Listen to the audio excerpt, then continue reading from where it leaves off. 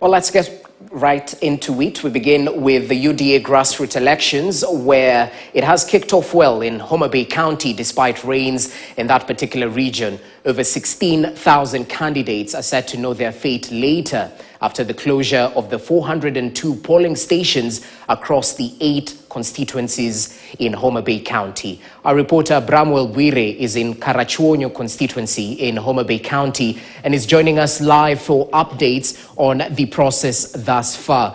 Bwire, it's great to see you. Good afternoon. What updates do we have? And I understand the Secretary General of the party, Cleophas Malala, was in Homa Bay County as well. Any updates from his point of view? Well, good afternoon, Jesse. As you've said, yes, we are here in Homa Bay and specifically Karachuonyo constituency. This is one of the 8 constituencies in Homa Bay County, and is one of the constituencies where the UDA elections are happening. These are the grassroots elections. Remember, this is the one of the staggered UDA grassroots elections. Over 17,000 candidates. Remember, the end of this particular day, 17,500 candidates will be nominated or be elected to be the grassroots leaders of UDA party in this particular county.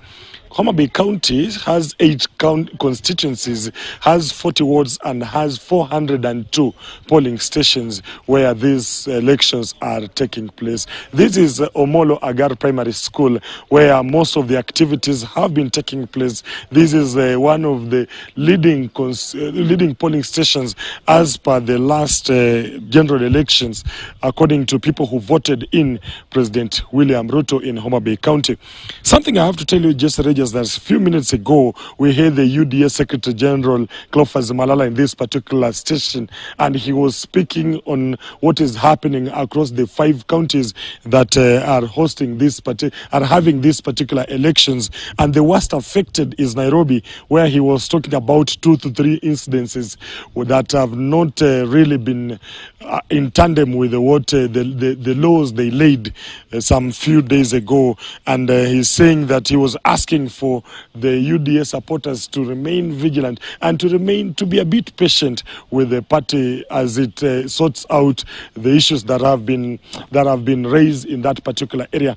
I have to tell you that the UDA Secretary General was saying that this is the first party in the whole world to have the party elections being done electronically, and he's saying that exactly at 3 or 1 minute past 3, then the results of these particular elections will be out. But that's something that we are keenly following here. Despite the heavy rains that are being seen here in Homa Bay County, the election has gone on smoothly. We have seen some police officers just to ensure that the security of this particular process is guaranteed and is taking place in according to how they laid out the structures.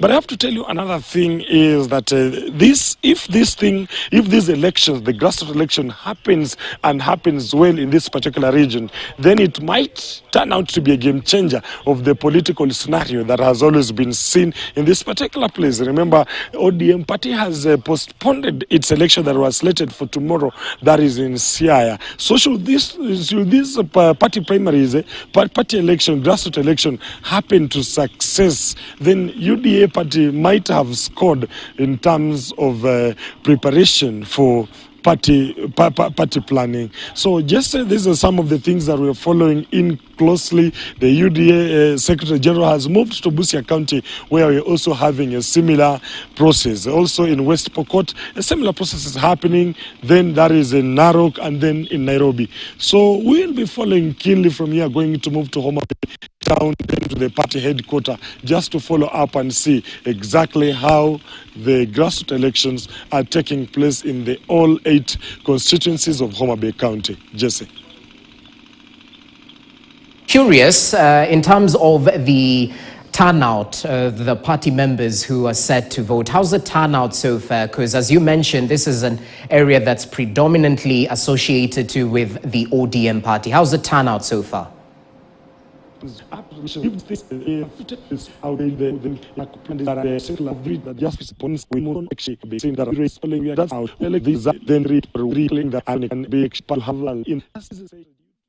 Well, unfortunately, we'll get more updates a little bit later on, but that's our man on the ground, Bramwell Bwire, currently in Homa Bay County, one of the 5 counties that is currently conducting the grassroots elections for the ruling party, UDA. Remember, this is the first phase of the party elections. The second phase of the grassroots polls is set to be on June 12th in 13 counties, and the third phase is set to be held on August 10th across 15 counties, with the final